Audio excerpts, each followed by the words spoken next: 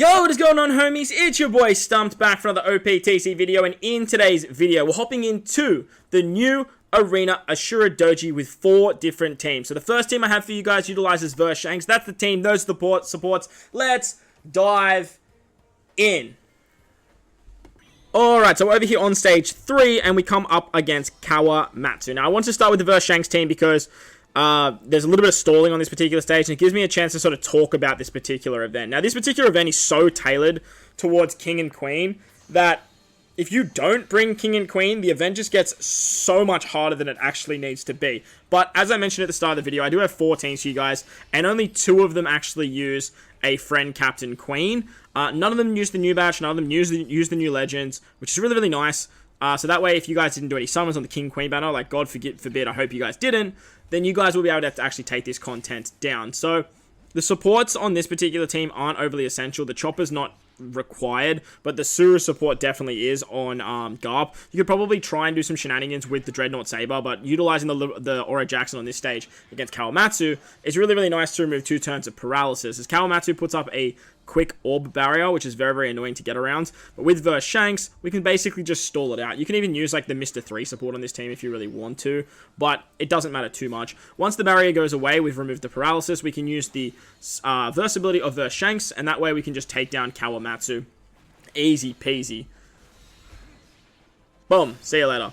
Once we move on to the next stage, we come up against Neko and Inu. And this is what I mean by this particular content is so tailored around King and Queen. There is a lot of resilience in this particular content. Not only is there resilience, but they also roll our specials back by 2 turns. They give us chain coefficient reduction for 9 turns, and they give us the seal of our special. Basically, what that means is we have to hit 3 perfects before we can get natural cooldown of our special. As you guys saw there, we can still use the Garp special. Garp's going to give us 2 turns of cooldown, as our captain is a slasher and cerebral unit. He's also going to give us a full board of matching orbs and an attack boost, which is great. And then limited rare recruit to Shiki, as well as the other versatility of Shanks, is going to allow us to take out both Neko and Inu on this particular turn. As we are using the Suru support, we can actually get end of turn damage, and that way we can actually get around the resilience on this particular stage against Inu Arashi.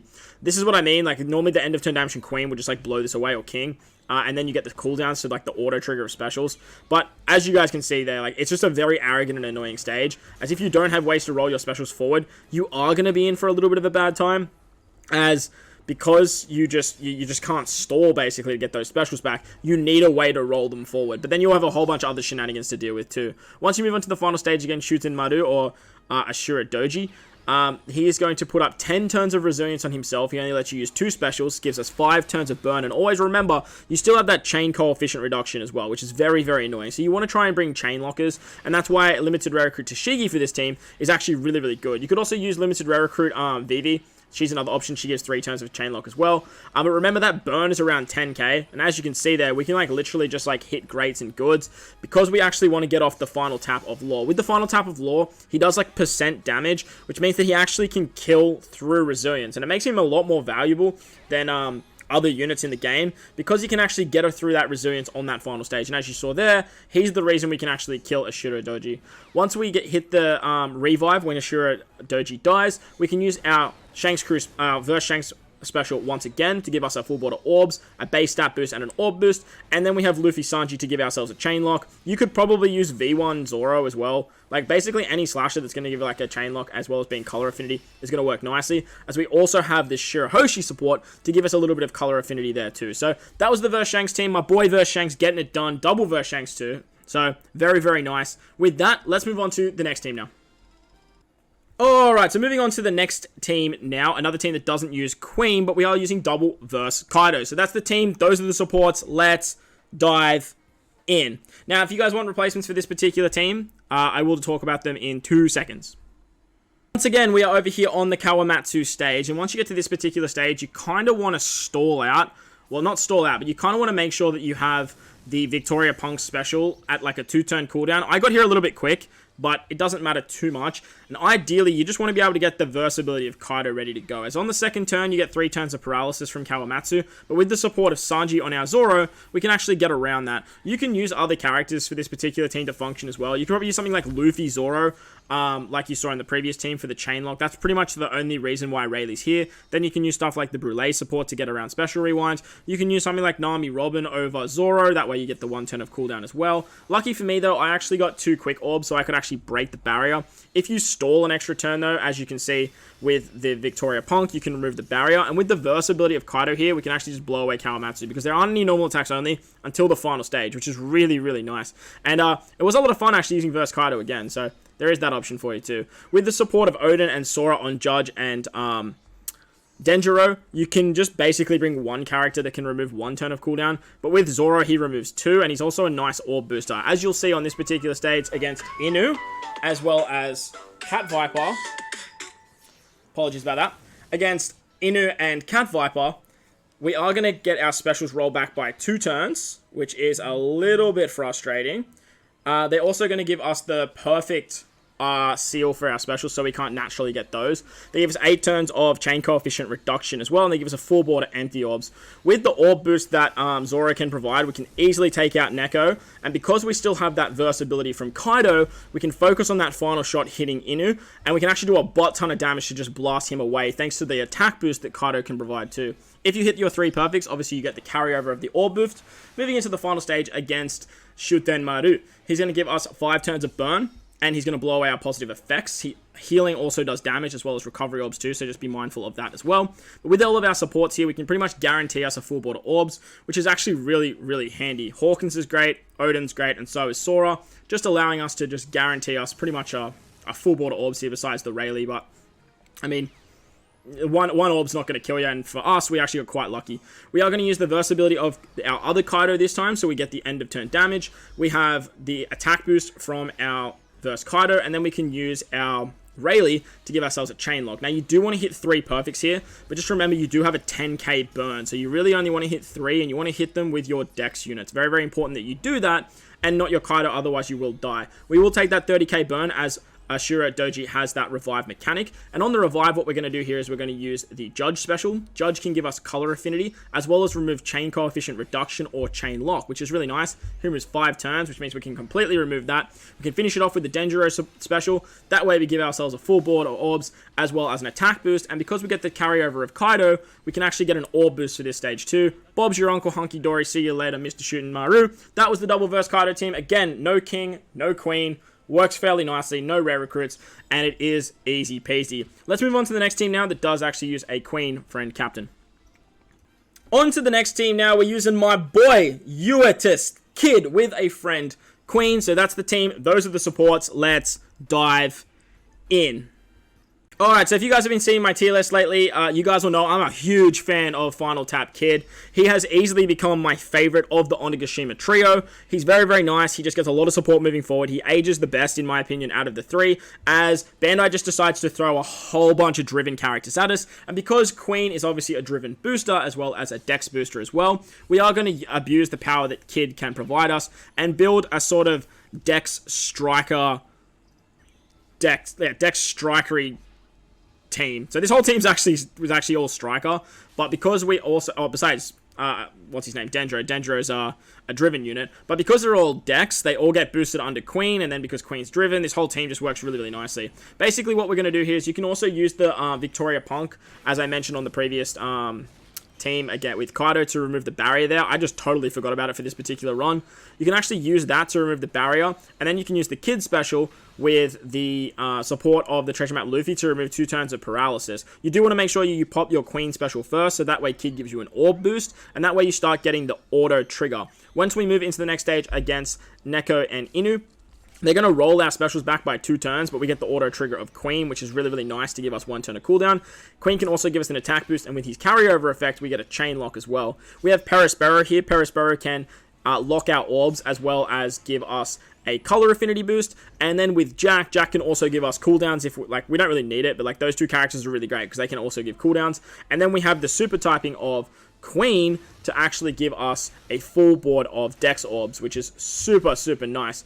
Because we have the Queen special live, we actually get the end of turn damage, which that way means we can actually get around the resilience that Inuarashi puts up on himself. Once they die though, they give us normal attacks only, and that sort of nerfs the effect of Queen, but we really just have him here so we can get around that resilience. On the ASHURA Doji stage, he's going to make all healing do damage. He only lets us use 2 specials per turn, and he puts up 10 turns of resilience and 4 turns of burn. We are going to use, well, self-proc the Queen special once again.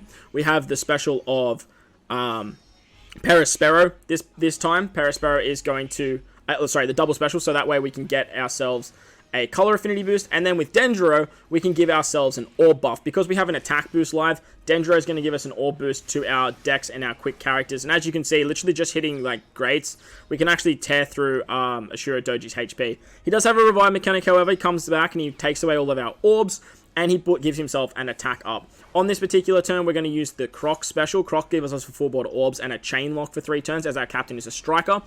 We do have the support of Zoro on our Croc as well. That way we get an orb boost. And then with Kid, we can actually use his special to give ourselves a 2.5 times attack boost to both our driven and our striker units. We can then remove the burn thanks to the super typing of Kid as well, which is actually pretty nice.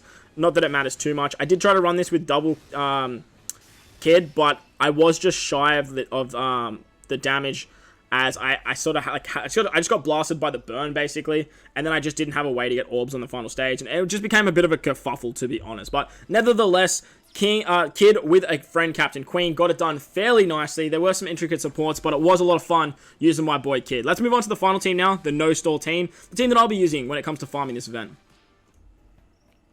And for the final team of the video, we are utilizing the all reliable V1 Kaido with a Queen hybrid team. So that's the team. Those are the supports. Let's dive in. Now, this particular team is obviously a no-stall team, and because we are using V1 Kaido, it means we actually move fairly fast. There is no needing to stall on any of these stages, which means that we can literally just blast through thanks to Kaido's Blast Burn ability. We do have the support of Mr. 3 on this particular team. That's actually not essential. You can easily replace Page 1 with Rare Recruit King. With Rare Recruit King, you can actually guarantee yourself the 2 quick orbs as he makes adjacent orbs matching. You can also use something like the Dofi support there to get driven characters with a bit more attack. But with my particular team, I decided to use Page 1. I haven't used this Page 1 in a little while. I thought he'd be really good for the content, and turns out he was. So with the support of Mr. 3 on Akainu, as well as the switch ability of Bardo Cavendish, we can give ourselves an orb boost on Bardo Cavendish, and then we can use the Queen special to actually get ourselves an attack boost. And as long as we hit 3 perfects here, we are hunky-dory. That way we can take out SHUTENMARU. Kawamatsu. And that way we get the carryover of Queen into the next stage. Because we used an orb buff literally on Bardo Cavendish, it means that we are going to get the auto trigger of Queen. Queen auto triggers anytime you use an orb boost. Doesn't matter if it's on 1 character, doesn't matter if it's on 3, doesn't matter if it's on the whole team. As long as you get an orb boost somehow, you will auto trigger Queen, and it's a really cheeky way of getting around it using stuff like Akainu Fuji or utilizing something like Bardo Cavendish. It works really, really well. Same with the switchability of the Big Mom Kaido free-to-play unit. It works great for the Legend King.